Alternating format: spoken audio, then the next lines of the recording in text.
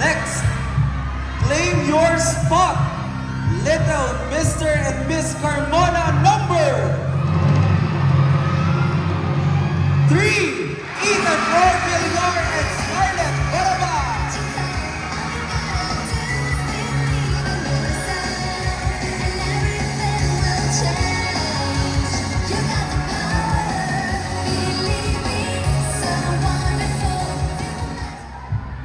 Ang susunod na spot ay para kay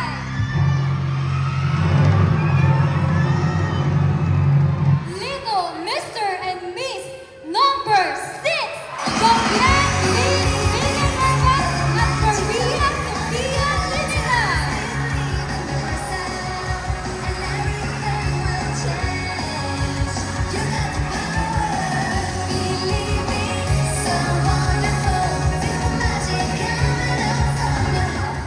And the next, Little Mr. and Miss Carmona to claim their spot is candidates number Little Mr. and Miss number 10, King Jacob C. Medina and Cristal J. Concepcion.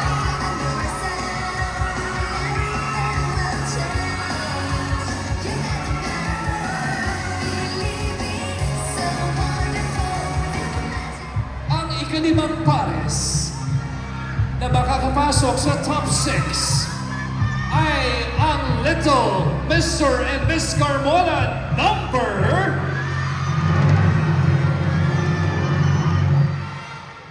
9, Ian Riley Tuso and Sophia Mariel Dahipe.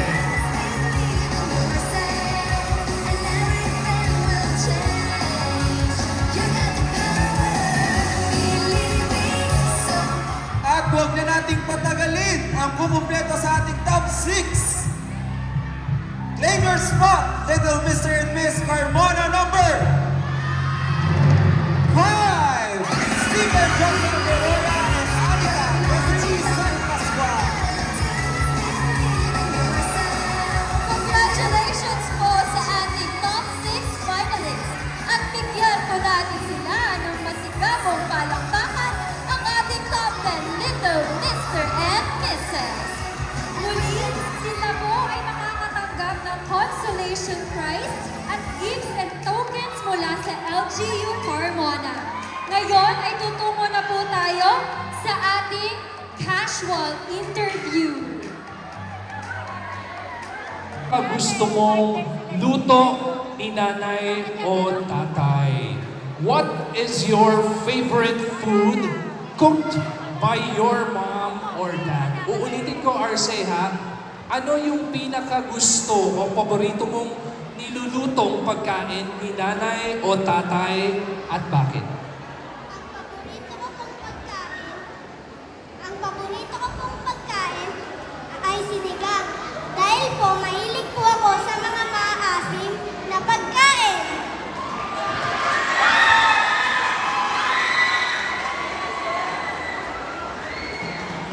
Thank you so much, Arce. Paborito ko rin yung sinigang.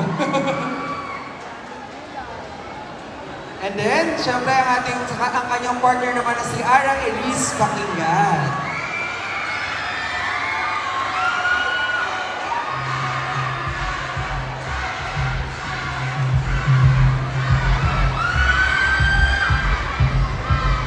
Okay, Ara, ito ang iyong tanong. Ano ang kadalasan mong panalangin or prayer sa ating Panginoon? Ulit, ano ang kadalasan mong panalangin or prayer sa ating Panginoon? Lagi ko pong pinipray kay God ay ingatan niyo po ako at bigyan po ako ng magandang buhay. Dahil po, ito po ay maganda sa atin. Ingatan siya lagi at bigyan ng magandang buhay. Wow! Tapos ng contest, uuwi ka ng bahay. Ano ang una mong gagawin? Ulitin ko ha. Mamaya, pag uwi mo sa bahay, pagkatapos ng contest natin dito sa plaza, ano ang unang gagawin mo? Maraming salamat po sa inyong katanungan. Una kong gagawin ay patutulong po ko ng maaga at magpapahinga sa bahay. Maraming pong salamat. Tama nga naman, matutulog ng maaga at magpapahinga dahil sobra yung pagod nila, no? Simula pa noon sa rehearsals. Salamat, Ethan, sa iyong sagot. Yes, at next naman natin, si Scarlett Baraba.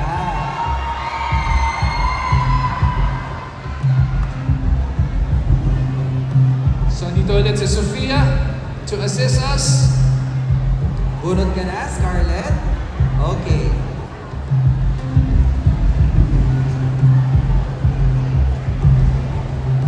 Here's your question. Ano ang paborito mong laro or game at bakit ito ang gusto mo?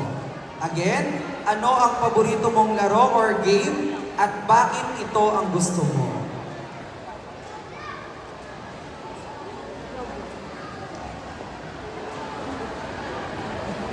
Ang paborito ko pong laro ay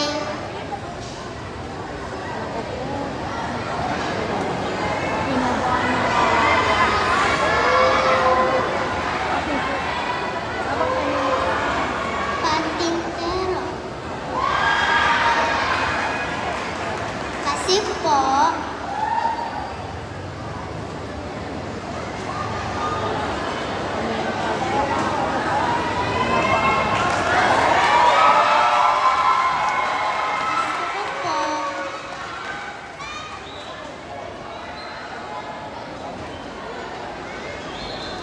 paborito ko po, gusto ko pong patintero dahil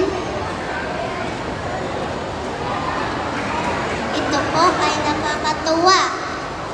Maraming Alright. salamat po. Thank you. Favorite daw ni Scarlett. Sino ang best friend mo? At ano ang madalas ninyong ginagawa? Ulitin ko Sino ang best friend mo at ano ang madalas ninyong ginagawa? Ang aking best friend po ay ang aking pinsan. Dahil punong dati ay naglalaro po kami sa labas ng aming bahay. So maraming salamat po. Salamat, Jovian. So, pinsan niya is his Pinsan. best friend. Okay? Next naman, si Sofia.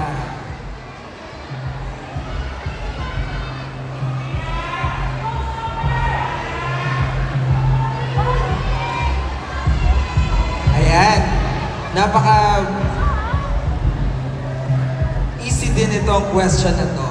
Sofia, ang tanong, ano ang mas gusto mong alagaan?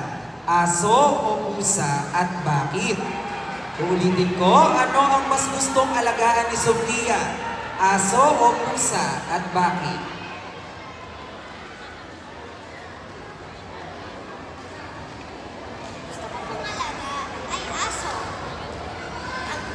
Gusto ko pong alaga ay aso. Dahil ito ay maamo at mabait. Aso, dahil ito ay maamo at mabait. Ano ang paborito mong bonding activity o yung ginagawa mo kasama ang inyong pamilya?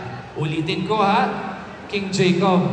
Ano ang paborito mong bonding activity o yung lagi niyong ginagawa kasama ang inyong pamilya na masaya kayo? Salamat po sa iyong katanungan. Ito po ang aking kasagutan. Ang gusto ko pong gawin ng aking pamilya ay punta ng parke para po maglaro at magkasayahan. Okay. Pumunta ng parke. Kala ko palengke. Parke. Punta siya na lang ng park para magsaya. Talaga naman, bisitahin ng City Park. Carmona Yeah. City Park. Okay. Thank you, King Jacob. Next natin is Cristel Jane. Hello, Cristel.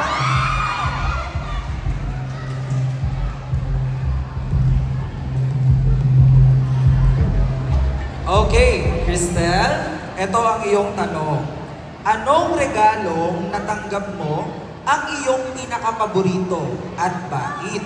Ano daw ang regalong natanggap mo na iyong naging pinakapaborito at bakit?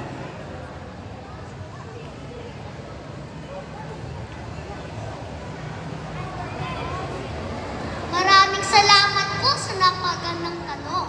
Sa aking palagay, ang natanggap ko pong regalo ay sama-sama kaming pamilya at masaya po kami. And I thank you! Ano, Clean, ano ang iyong gagawin kapag nakakita ka ng 100 pesos dyan sa daan? Ulitin ko, Clean. Ano ang iyong gagawin kapag nakakita ka o nakapulot ka ng 100 pesos na pera sa daan? Ang aking pong gagawin ay hahanapin ko po ang may-ari ng 600. Yun lang po. Thank you. Okay, maraming salamat, Clean. Hahanapin niya daw yung may-ari. Yan. Next na natin si Sofia Mariel.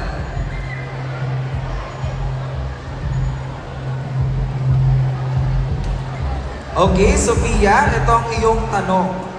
Ano ang paborito mong gawaing bahay at bakit? Uulitin ko, ano ang paborito mong gawaing bahay at bakit?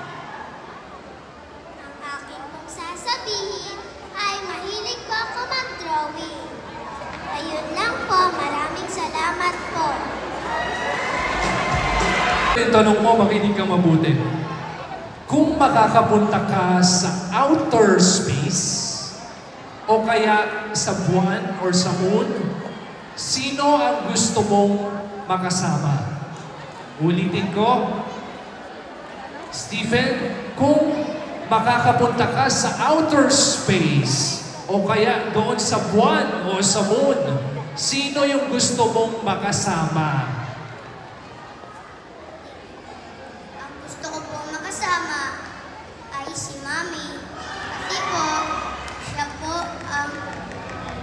siya po ang nag-aalaga sa akin at nagmamahal po sa akin. Maraming salamat po.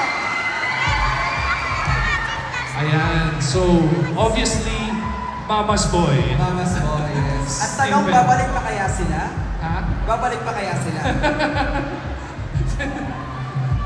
Thank you, Stephen. Okay, Anika, ito ang iyong tanong. Ano ang una mong bibilihin kapag nanalo ka sa pageant na ito? Ano daw ang una mong bibilihin kapag ikaw ang naging Little Miss Carmona?